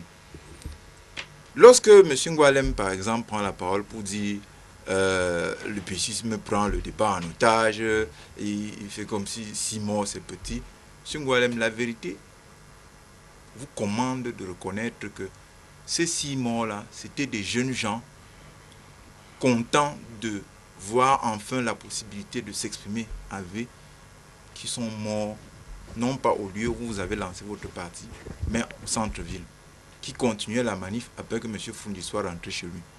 Le SDF, sans vergogne, associe ces morts-là à son lancement, comme s'il s'agissait de ces militants, des gens qui étaient déjà prêts à entrer dans la bagarre avec lui. Et il en a fait un fonds de commerce. S'il n'y avait... Pardon? Pas du tout. Vous pourrez me répondre tout à l'heure. Moi, je croyais que vous vouliez dire que je dois m'arrêter. Je vous aurais passé la parole sans problème. Lorsque vous associez ainsi des victimes collatérales, mais importantes, à votre gloriole de parti, c'est que vous n'avez rien au fond. Il y a eu des morts dans le SDF, c'était des morts entre vous. Vous avez dit, vous vous battez entre vous, tuez un de vos camarades, ou bien alors vos anciens camarades du RDPC qui sont mécontents et qui tapent sur un d'entre vous. Mais c'est vrai, je peux vous donner des noms. Diboulé. Grégoire Diboulé, que j'ai bien connu à Yaoundé. C'était un militant du SDF, vous le connaissez. C'est dans une bagarre inter-SDF qu'il est mort. L'autre martyr du SDF, c'est John Contem. Il y a eu tout un fond dans ce pays, un très haut personnage du RDPC qui a été condamné à une peine de prison lourde pour avoir assassiné un militant du SDF. Mais lorsque vous voulez à tout prix faire croire au Cameroun, parce que beaucoup de gens, ayant entendu dire qu'il y a eu 6 morts à Bamenda, ont été émus et ils se sont dit, tiens, voilà peut-être ce qu'on entendait. Mais vous oubliez de dire aux gens que si M. Foundi a eu le courage, comme vous dites, d'aller lancer son parti, c'est parce que quelques mois avant, lui qui était un conseiller municipal RDPC et ses amis du RDPC qui étaient mécontents de la manière dont le pays est géré, qui ont donc créé le SDF pour l'essentiel, parce que c'était des gars du système qui ont créé le SDF. Ils ont entendu le gouvernement dire, si nous avons arrêté, je parle des gens qui m'ont devancé dans la lutte patriotique et nationaliste, Henri Tekoué, si nous avons arrêté Henri Tekoué, si nous avons arrêté Anissé Ekane, si nous avons arrêté Jean-Michel Tekam, qui étaient tous dans le mouvement UP6, ce n'est pas parce qu'ils voulaient créer un parti, c'est parce que ils veulent déstabiliser l'État. Les gars se sont dit, bon, si créer un parti n'est pas dans un crime, nous allons lancer le nôtre. C'est comme ça. C'est sur la base de cet argument-là que les gens qui avaient lancé le SDF se sont battus. Donc, quand nous disions tout à l'heure que ce n'est pas l'offre qui fait que les Camerounais s'éloignent de la politique, c'est à cause de ces genres d'arguments. Parce que vous demandez pourquoi les gens ont commencé à se décourager. Si on prend le cas du SDF, M. Ngoualem, pourquoi est-ce que les gens, vous avez eu la période de flux, les gens venaient par dizaines de milliers soutenir les actions du SDF. En ce moment-là, ici à Douala, vous ne connaissiez que 2 partis qui pouvaient tenir la rue. Ou plutôt un parti qui pouvait vraiment organiser et tenir la rue parce qu'ils avaient l'habitude des luttes, c'est l'UPC. Et il y avait un deuxième parti populaire, c'est le SDF. Quand l'UNDP a commencé à avoir les problèmes que nous connaissons tous dans les partis issus du RDPC, tribalisme, bagarre interne. Mais qu'est-ce qui a causé le reflux de l'opposition à travers le SDF? C'est les mêmes mots que nous décrions chaque jour dans le fonctionnement de la vie politique et de la vie tout court au Cameroun. Népotisme. Dès qu'ils ont eu des élus, vous allez à l'Assemblée, c'est la langue de Mbandam qu'on parle au cabinet. J'ai posé un jour la question aux gens, mais vous n'avez pas organisé un petit concours entre vos militants pour sélectionner le secrétaire du groupe au Parlement, les agents? Dans le cabinet, permettez que je termine. 30 secondes. C'est pas possible. Les questions de tribalisme, dès que vous avez eu vos premiers élus ici à Douala, qu'est-ce qui s'est passé? Il faut mettre un autochtone. Soblaza, qui est député MRC, c'était bien votre premier maire ici. C'est les questions du tribalisme qui l'ont fait partie. Le tropisme vers l'étranger. Faire croire aux Camerounais que c'est les Américains qui vont venir nous délivrer. Quand en 92, au lieu de mobiliser les Camerounais pour obtenir au moins que le régime recule, qu'on ait de meilleures conditions et habituer les gens à la lutte, ils sont allés à la une des journaux dire qu'ils ont fait un photomontage pour saluer. Et aujourd'hui, ça recommence. Permettez que je conclue. Ce tropisme vers l'étranger, là, c'est quelque chose de très lourd.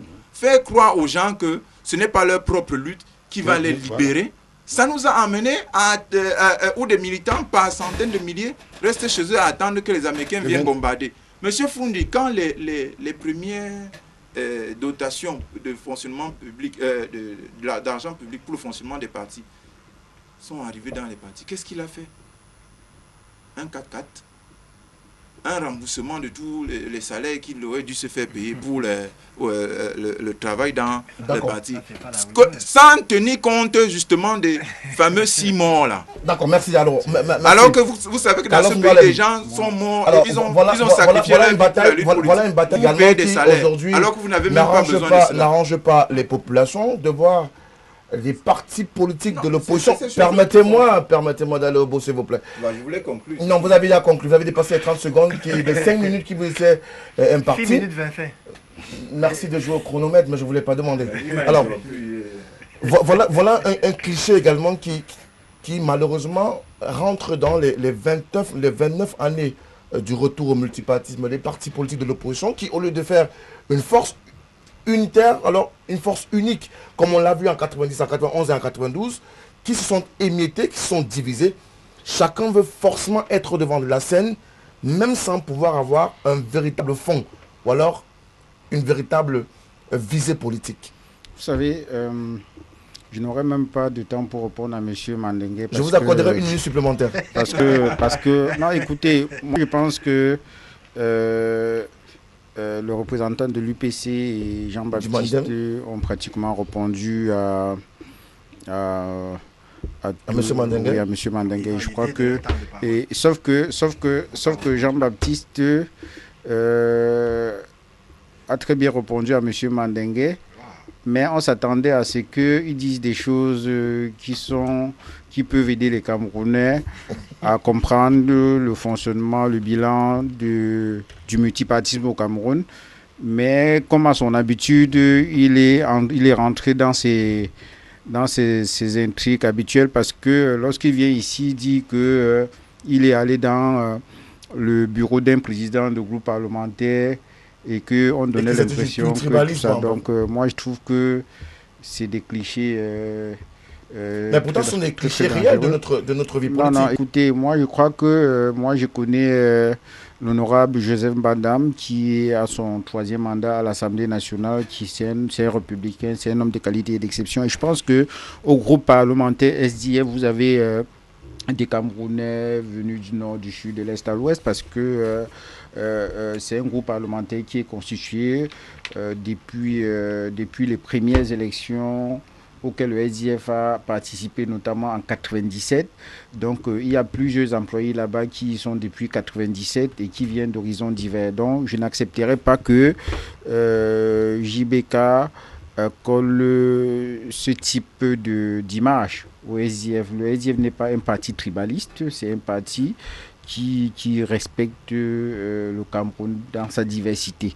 Et je ne pourrais jamais accepter que vous fassiez ça. L'autre chose, et malheureusement, je suis obligé de répondre au lieu d'exposer le bilan. Répondez, exposez. Mais je remarque également qu'il a tenté dans son exposé à faire croire aux gens que nous faisons de la récupération en commémorant les 6 morts du 26 mai. Je pense que ce n'est pas de la récupération politique.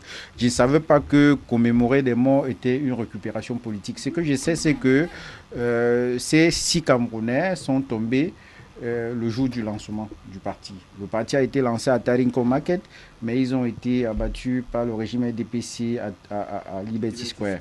Ce sont des victimes collatérales, comme vous avez dit, mais ce sont des victimes qui sont liées au lancement du parti. Vous ne pouvez pas nier cela. Je pense que vous êtes journaliste et par honnêteté intellectuelle, vous devez donner la bonne information aux Camerounais. qui nous écoutent. Je voudrais également rappeler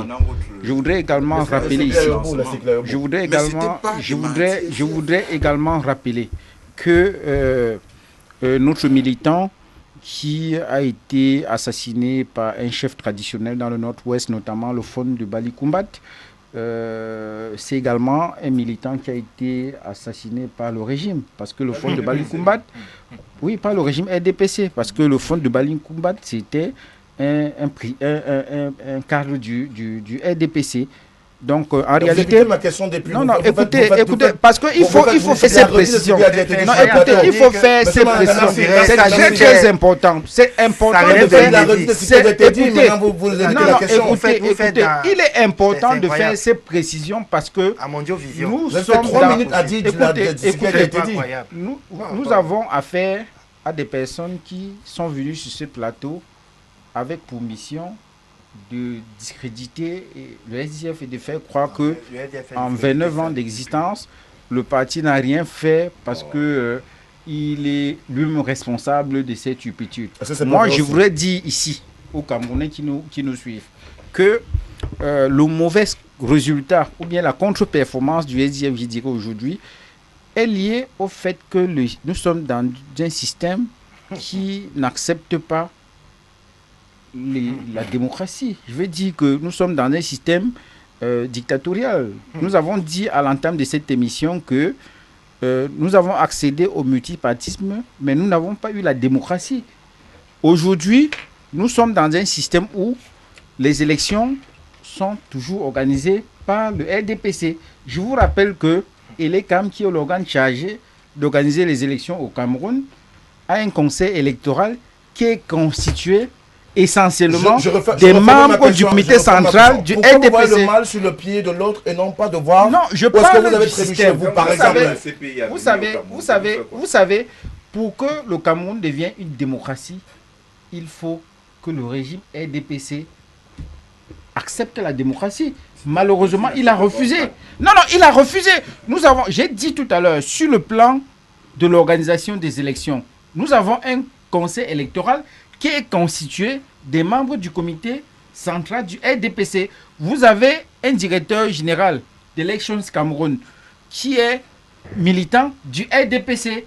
Vous avez un système électoral où, lorsque vous constituez les commissions locales de vote, il doit obligatoirement avoir non seulement le représentant de l'administration territoriale, mais on vous dit que le président du bureau de vote qui est nommé par Elecam, dont les membres sont constitués des membres du comité central du RDPC, on vous dit que seul son procès verbal peut être admis en cas de contentieux électoral. D'accord. À partir de là, M. Moutomé, je vous pose la question. Non, c'est pas lorsque moi. Vous ne... pas la question. Oui. Non, je pose la question pour comprendre. Oui. Comment pouvez-vous, dans un environnement comme le nôtre, où les urnes sont bourrées, où les procès-verbaux des élections sont falsifiés, où il n'existe pas de bulletin unique, où la biométrie n'est pas intégrale, où le code électoral n'est pas consensuel, dit que les partis politiques ont échoué, alors que tout le monde sait que les partis politiques n'arrivent pas à gagner les élections parce que le système est vicié. D'accord, si le système est vicié,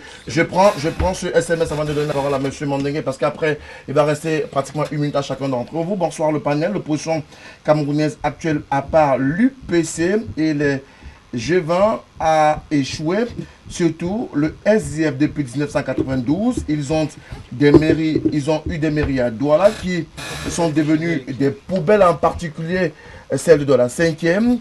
La mairie n'a pas d'hôtel de ville, mais pourtant en construction. Où est... Mais est-ce que c'est la mairie qui va... Je reprends le SMS du Camerounais. Oui,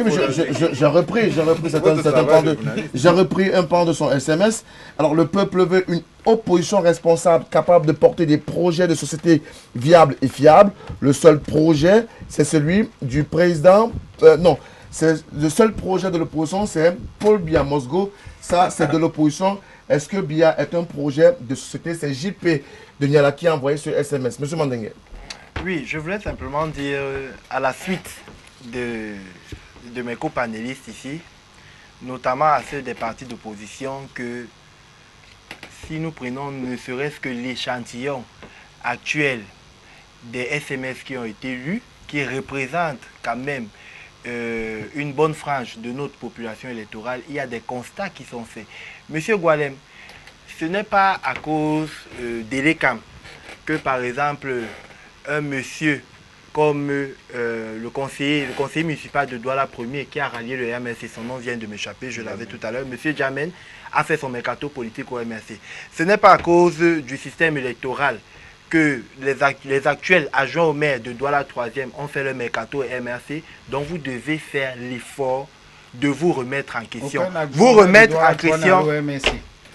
C'est incroyable. Non, je vous donne une information. Hein. C'est incroyable. J'ai dit aucun adjoint au maire. C'est incroyable. Donnez votre point de vue. Donc, je peux continuer. Oui. Donc, lorsque je finis de dire ceci, pour revenir à la question centrale qui fixe les modalités de nos thématiques, lorsque je parlais tout à l'heure de crédibilité, vous savez, les Camerounais, nos populations s'identifient pas nécessairement à des personnages, mais s'identifient à la carrure, au message que ces personnages peuvent les envoyer. Quand je parle de crédibilité, lorsque vous avez un acteur politique aujourd'hui qui s'est radicalisé dans l'opposition, j'ai nommé ici M. Maurice Kamto, qui en 2009 est parti à l'Assemblée nationale discuter et obtenir la levée du verrou sur la limitation de mandat. Quelle crédibilité vous voulez 2008, autant pour moi. Quelle crédibilité vous voulez que après ces populations, quand ils reviennent se placer devant lui donne?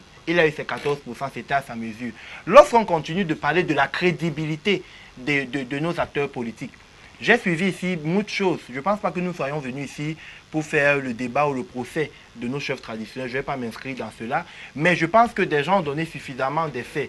Monsieur Niopé, lorsque je parle de l'activité professionnelle de monsieur Ossi, qui est officielle, qui est régi au niveau de l'entretien, la maintenance des avions présidentiels. Cela n'est pas pour dire qu'il n'a pas le droit de gagner sa vie. Mais ça pose un problème au niveau de l'électorat de base. C'est que si tous les jours, vous permettez, si tous les jours, vous êtes dans les méandres de la chose présidentielle, comment plus tard vous pouvez venir combattre contre ceux qui veulent que ce méandre présidentiel disparaisse? Je vais continuer en disant ceci. Monsieur Malanguer, tout à l'heure, a fait un exposé. C'est vrai que la bienséance voudrait que quand nous sommes sur des plateaux, heureusement vous l'avez rattrapé, M. Moutomé, vous avez dit non, pas jeune, mais cadre. Je voudrais lui rappeler tout à l'heure, il a ouvert une brèche où il nous parlait des élections européennes. Je voudrais lui rappeler que le vainqueur des élections européennes du parti de Marine Le Pen n'a que 23 ans. Donc si aujourd'hui nous avons encore des personnes qui fonctionnent avec un module politique qui est dépassé, c'est pour ça que je parlais tout à l'heure de se reformiser. C'est très important parce que il ne faut pas donner l'impression que vous êtes dépassé par le temps. Quand vous êtes dépassé, tout le monde a pris la parole près de 7 minutes. S'il vous plaît, allons-y. Donc, aujourd'hui, je ne pense pas que monsieur Malanguer ici puisse nous dire, entre Madame Abiba, qui est partie officiellement représenter une fraction de l'UPC, si elle est de la même fraction de monsieur Bako Lipote, qui lui aussi se représente comme le secrétaire général d'une fraction de l'UPC. Je vais continuer en disant que il a son temps de parler, M. Malanguer. Vous apportez du trouble à l'émission, s'il vous plaît. Tout à l'heure, j'ai appris ici que nous avons des fonctionnaires multimilliardaires. Mais je voudrais rappeler aux représentants. Ça n'a rien à voir avec le sujet sur la question, mais restons sur le sujet. Je reviens donc pour dire ceci. Lorsqu'on parle des acquis, par exemple du RDPC, vous pouvez, à la limite de tout ce que vous allez pouvoir dire, il y a ici, depuis pratiquement 15 ans, le président de la République a entrepris des réformes courageuses, notamment au niveau de la réforme et de la révision d'un certain nombre d'accords bilatéraux, d'accords coloniaux qui nous tiraient vers le bas. Monsieur, vous permettez non, je fais ça mon cas de parole. Non, vous êtes donc, il est dans son temps de parole. On va le recadrer. Donc, que ce soit monsieur Ketchatin, que ce soit n'importe quoi, j'espère quand même que lorsque vous êtes assis à la place des partis d'opposition, je ne sais pas combien de représentants de Manidema, ne serait-ce que dans nos mairies. Okay. Donc avant de vous prévaloir d'une quelconque légitimité, vous devez d'abord repartir faire ce que tout le monde demande, c'est-à-dire le travail de terrain. Merci beaucoup. Vous ne pouvez pas qu'exister sur les plateaux de télévision. Je peux terminer, je peux chuter. Rapidement, s'il vous plaît, parce que c'est 4 minutes et chacun de vous doit avoir à peu près 45 secondes. Bon, pour terminer, je voudrais simplement dire à M. Niopé de ne pas s'alarmer. Parce que Il tout... représente quel parti politique? S'il vous plaît, vous permettez que vous compreniez ce que je veux dire. Je dis à Vous M. attaquez même les Niopé journalistes? de ne pas s'alarmer parce que tout acteur crédible de notre landerneau politique sait numériquement ou peut lui-même numériquement dire à quel moment nous aurons des élections. Et je pense que tous ceux des partis d'opposition, sauf mauvaise foi sur ce plateau, peuvent dire ici à M. Niopé que d'ici 1 mois ou 2 mois au maximum, le corps électoral doit être convoqué. Merci. Parce que nous risquons d'être hors délai. Merci beaucoup d'avoir apporté ces précisions. Alors, chacun de vous doit avoir à peu près 35 secondes chrono en main. Donc, essayez d'être le plus bref, précis, concis. Je vais commencer par M. Jean-Baptiste Ketchatin. Est-ce qu'on doit pouvoir dire que, malheureusement, 29 ans après, malgré tout ce qui a déjà été fait sur le terrain, on est loin d'avoir une opposition forte à même de pouvoir changer la donne? Évidemment qu'on est loin d'avoir une opposition forte qui puisse changer la donne. Et contrairement à ce que dit notre ami du SDF, Carlos Ngualem, ce n'est pas seulement l'action du pouvoir qui est à l'origine de cela. Il faut avoir le courage, ceux qui viennent à l'opposition, de reconnaître où est-ce qu'on a fauté et aller vers les gens pour les remobiliser. Pour remobiliser les gens, il ne faut pas parler de Bill Clinton qui va venir installer Frundi au pouvoir ou bien de François Hollande qui va venir mettre Kamto au pouvoir. Il faut aller vers les problèmes des Camerounais au quotidien. C'est ça qui va leur permettre de sortir de leur torpeur pour se réintéresser à la politique. Il y a des pays comme le Togo où il y a de très vieilles dictatures aussi violentes que celle du RDPC, mais où les gens continuent de se battre, où il y a des milliers de gens dans la rue. Vous croyez que les élections ne sont pas fraudées là-bas? Donc, permettez-moi que je termine. L'opposition au Cameroun n'est pas nouvelle. Elle a connu des hauts et des bas. Et la difficulté actuelle, essentielle qu'elle a, c'est qu'elle est peuplée de gens qui sortent du RDPC et qui doivent se débarrasser des tas du système RDPC pour être de vrais opposants avec un programme minimal commun vers les Camerounais. Et c'est ça qui va faire sortir les Camerounais de leur torpeur. Merci Malangué.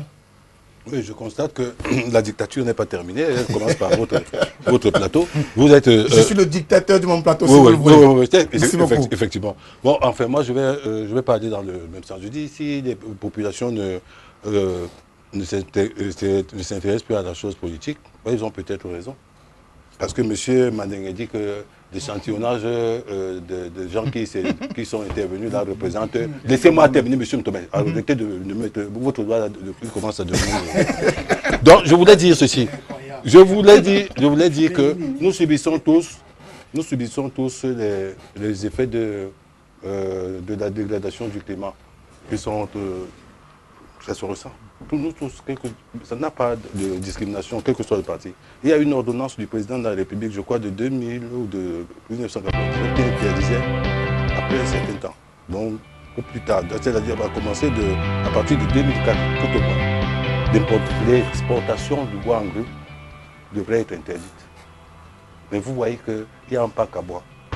Les grumiers, c'est que voilà ce que c'est que la représentation prise à une petite échelle du milieu dans lequel on vit. Il y a des textes, il y a une ordonnance présidentielle qui interdit l'exportation du bois en grume, mais il y a un parc à bois. Et les grumiers écument, saturent les gens partout. Donc, pour conclure, pour conclure mon propos, je voudrais dire que, de toute façon, Jésus ne viendra de nulle part pour sortir le Cameroun de là où il est. C'est les Camerounais eux-mêmes, à commencer par ceux qui écrivent des SMS. Merci à vous, M. Malangué. Carlos Ngualem. Non, je voudrais 35 secondes. Oui, 35 secondes, comme vous avez respecté. 35 secondes, s'il vous plaît. Non, je voudrais, afin que les Camerounais qui nous suivent ne soient pas victimes de la manipulation, dire que l'entreprise détenue par l'honorable Joshua aussi travaille avec les compagnies aériennes. Et à ma connaissance, la présidente de la République du Cameroun n'a même pas un avion. Donc la présidente ne saurait être client chez lui. Donc ça, c'est une précision qui est importante. La deuxième chose concernant le bilan de l'opposition, je crois que 29 ans, c'est beaucoup. Mais 29 ans, c'est aussi peu. Il faut savoir que l'ANC a vaincu l'apartheid en un siècle. Donc je pense que... nous avons un bilan qui est mitigé à cause du système électoral, du système démocratique, du système de l'environnement sociopolitique au Cameroun de manière générale. Mais je pense que nous pouvons dire que nous avons mené des combats qui nous ont permis d'avoir aujourd'hui un semblant de démocratie, notamment avec Elecam qui n'est pas parfait. Mais qui peut être parfait. Je crois qu'avec un peu... 35 secondes sont dépassées. Je crois qu'avec un peu de vision, on pourra avoir mieux que ça. Thierry Nopin. Oui. On doit pouvoir compter toujours sur cette opposition. Mais bien sûr, le maire l'a souligné tout à l'heure, 29 ans, c'est vrai qu'avec M. Malanga, on ne s'accorde pas suffisamment sur le chiffre. Mais toujours est-il que les luttes pour les libertés ont beaucoup évolué et on salue le travail qui a été abattu par tous ces entrepreneurs-là, par toutes ces personnes qui ont donné parfois de leur vie, sacrifié de leur temps, à la limite même de leur vie, pour permettre à tous les autres Camerounais de vivre en toute quiétude, de s'exprimer sur des plateaux de télévision comme nous le faisons aujourd'hui. Les libertés ont suffisamment évolué, même l'époque de la censure. Nous qui faisons la presse écrite est largement dépassée aujourd'hui. On lit un peu de tout dans la presse au Cameroun. Ce sont des avancées qu'il faudrait mettre à l'actif des personnes qui ont beaucoup sacrifié dans leur vie. Il y a beaucoup de choses qui sont à parfaire. L'opposition camerounaise doit comprendre qu'elle ne devrait pas s'arrêter seulement, ou elle ne devrait pas vivre seulement en période électorale. Elle devait permanemment vivre sur le terrain à travers la reconquête des nouveaux militants, à travers des sensibilisations. Et les populations elles-mêmes devraient comprendre que le changement passe nécessairement par elles-mêmes. Elles devraient même également s'impliquer dans le jeu électoral. Pourquoi pas en assistant aux meetings, en achetant des cartes électorales et en participant Merci à au vous, vote. Thierry Nopin. Monsieur Malanga. Monsieur Mandengue. Encore lui. Okay, 35 secondes. Pour le mot de la fin, je tiens simplement ici à dire qu'il ne m'appartient pas, moi, jeune cadre du RDPC, de venir donner des astuces à notre opposition pour pouvoir nous combattre. Je pense que les élections ne sont plus lointaines, elles sont certaines. Nous allons nous revoir sur le plan de la mobilisation, sur le plan de la conquête. Nous avons eu aujourd'hui, après les élections de 2018, on a fait un bilan de la chose de cette élection. Nous avons tiré des conclusions et nous sommes ici toujours en train de parfaire la chose pour que nous ne soyons plus surpris. La seule chose que je vais terminer, c'est en disant à l'ensemble de mes copanélistes, notamment ceux de l'opposition, que effectivement au Cameroun, nous sommes dans une... S'il vous plaît. S'il vous plaît, s'il vous plaît. Je voudrais... Non, il attend encore. Je voudrais simplement ici adresser à l'ensemble jurité, à l'ensemble des représentants de l'opposition sur ce plateau. Nous sommes dans une dictature, effectivement, mais il faut qu'ils sachent que la dictature au Cameroun, la dictature dans ce qu'on appelle le système démocratique, est ce qu'on appelle l'appui de la majorité à un projet. Donc, si nous sommes en dictature, nous sommes en dictature démocratisante. Merci beaucoup à vous, messieurs, d'être venus sur ce plateau dans le cadre de Tout au clair de ce soir. Merci d'avoir contribué également à vous qui êtes à la maison à cet échange. Vous êtes très nombreux à avoir participé à cette nouvelle tribune sur la télévision du Monde Tout au clair. Avec le même plaisir, je vous retrouve demain 21h, nouvelle problématique sera d'ailleurs posée sur la table avec de nouveaux invités. Bonsoir. Et